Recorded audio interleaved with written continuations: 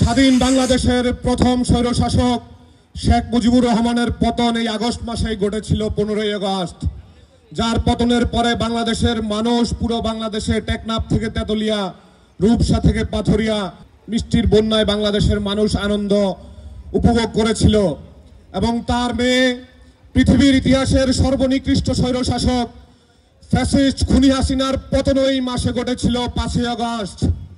সংগ্রামী নেতৃবৃন্দ, আপনারা জানেন আমাদের ঢাকা মহানগর উত্তর ছাত্রদলের সাবেক সভাপতি মামুন হাসান ভাই এবং সাবেক সভাপতি SM মিজানুর রহমান রাজ ভাই গতকাল এবং গত পরশুদিন মামুন হাসান ভাই স্বৈরাচারী হাসিনার মিথ্যা মামলায় জামিনের জন্য আদালতে আত্মসমর্পণ করলে আদালত তাদের জামিন না দিয়ে তাদেরকে কারাগারে প্রেরণ করে।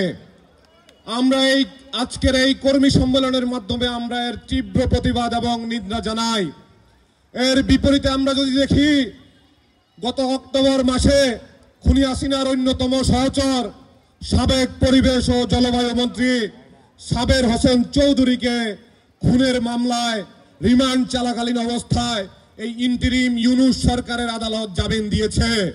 বসুন্ধরা টিস্যু, অশুদ্ধতার বিরুদ্ধে এক বিন্দুও ছাড় নয়। রাজ ভাই এবং মামুন হাসান ভাইয়ের নিঃশর্ত মুক্তি আমরা আজকের এই কর্মী সম্মেলনের মাধ্যমে দাবি করছি।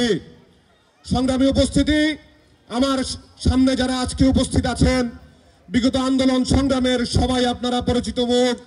আগামী দিনে যে কমিটি হবে, ইনশাল্লাহ আমরা প্রত্যাশা করি 5 আগস্টের পূর্বে যারা 28 অক্টোবর থেকে 7 জানুয়ারি হরতালে সক্রিয় অংশগ্রহণ করেছিলেন এবং 24-এর গণ অভ্যুত্থানে যাদের সক্রিয় অংশগ্রহণ ছিল, তাদের নেতৃত্বে আগামী দিনে একটি সুন্দর কমিটি গঠিত হবে, এই প্রত্যয় এবং আশা ব্যক্ত করে আমি আমার সংক্ষিপ্ত বক্তব্য শেষ করলাম। খোদা হাফেজ। বাংলাদেশ জিন্দাবাদ।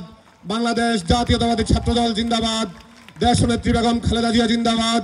শহীদ প্রেসিডেন্ট জিয়াউর রহমান অমর হোক। বাংলাদেশের মুক্তিকামী মানুষের নেতা বিএনপির ভারপ্রাপ্ত চেয়ারম্যান জনাব তারেক রহমান জিন্দাবাদ।